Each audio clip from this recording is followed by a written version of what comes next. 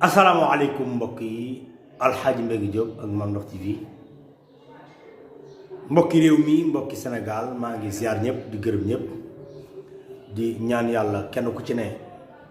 yéen ñi nga xamante ni yéenay déglu Mame Ndokh TV maa ngi leen di ñaanal yàlla kenn ku ci ne yaa xam la nga bëgg yàlla na ko yàlla defal ci barke yonent bi sallallahu alayhi wa sallam. tey nag dafa am benn pressentiment bu may yëg ma bëgg ko laaj sama mbokki doomu aadama yi nga xamante ni ay sénégalais lañ comme man moom benn yëg-yëg bu ma yëg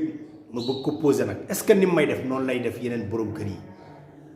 mooy man j'ai pas l'habitude sax di seetaan télévision ci yenn série sénégalaises yi mais bërki démb dama wàcc toog sama kër mag sama njaboot ñu wër ma ñuy seetaan film boobu ñuy wax infidèle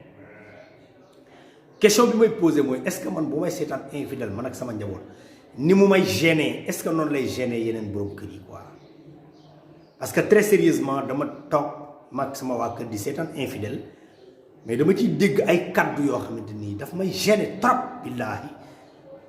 ba du ma mën a gersu sax xool sama njaboot ndax yenn wax yi nii wax ci diggante ni ñu koy jouer koo xamante ni dafa am jëkkër ba pare am far retourner mais kaddu yi muy échanger teeg ku góor ki muy waxal très sérieusement parler man daf may infecté daf may gêner ma ni est-ce que ñun par exemple ñun mënuñu woon ñoom ñu jouer seen pièce théâtrale ni mu jaadoo sans pour autant que ñu waxee ko noonu parce que daaray Kocc ci jaar na fi jamono tey jaar nañ fi enseignement bu ne jox nañ ñu ko te pourtant daawuñu vulgaire daawuñu wax genre wax yooyu nga xam da lay gêner yàgg sa njaboot da nga daan yàkkamti sax théâtre jot daaray Kocc wala jamonoy tey nga woo sa njaboot toogandoog ñoom seetaanandoo ko parce que li ko waral mooy am na enseignement yuñ ciy jëlee yoo xamante ni ñoom dinañ ragal a def loolu mais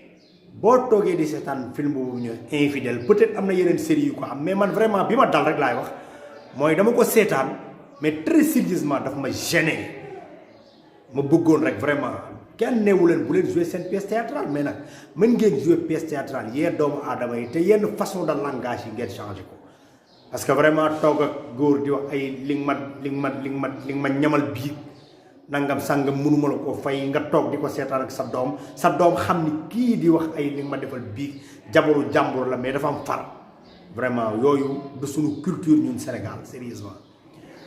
aw ma habitude sax di wax ci yu mel nii mais billaahi lu ma sentir la rek man ni naa ci waxtaan laaj ba xam est-ce que man ni may gêner noonu lay gêner yeneen nit ñi maa ngi jégalu bu baax a baax di sant waa Sénégal gépp nag li waral may sant waa Sénégal mooy dafa am teraanga bu ma Abdou Aziz Ndiaye defal bu Baye Ala Ndiaye bu Serigne Abdoul Aziz Sy Amin bu Cheikh Seydi Aboubacar Sy bu Seydi El Hadji Malick àddina bépp di ma woo di ma ñaanal ndax yéene ma ko am na nag ñeneen ñoo xamante ni ñu ngi koy gisee ci beneen sens bi mais dama bëgg rek ñoom ñu xam ne man Alxaaji Mbégi Diop borom Mame Ndokh TV ba ma juddoo ñu dugal ma école may jàng ba àgg CM2 def entrée en sixième ñaari yoon amuma ñu dàq ma damaa takk sama ay bagages dem jàngi métier ba mokkal ko ubbi atelier bu mag fii Tivaouane ñépp a ma xam fii ci Tivaouane di tailleur di wax ni bari na fi ay atelier yoo xamante ni man mii seeni borom maa leen jàngal métier ba ñu mën a ñëw ma may leen machine utal leen place loolu bari na fi pour nit ñi di wax naan Alxaaji Mbégi Diop mii jàpp ni non sama kër maa ko yor kenn yoraluma ko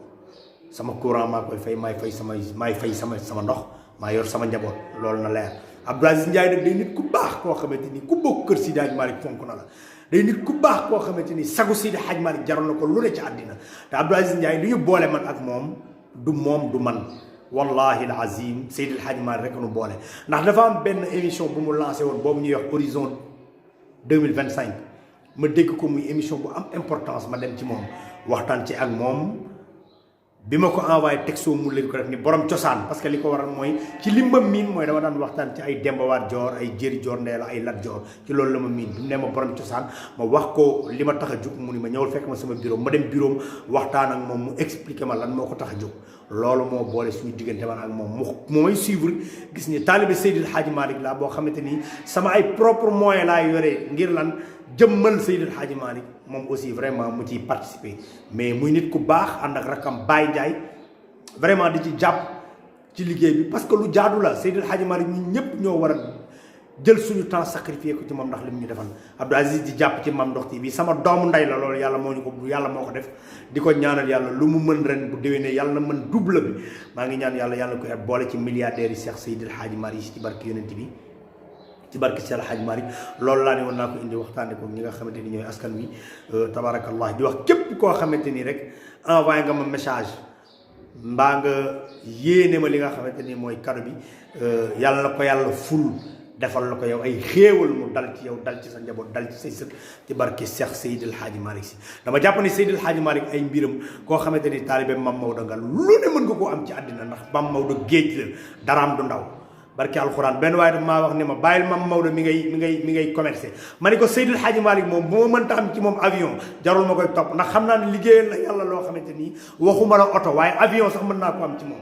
waaw te loolu dong tax ñuy topp ni koo xamante ni da nga koy topp ngir mu teg la ci yoonu yàlla tabal la àjjana te àjjana yu gën a mag yooyu neew fa nekk fa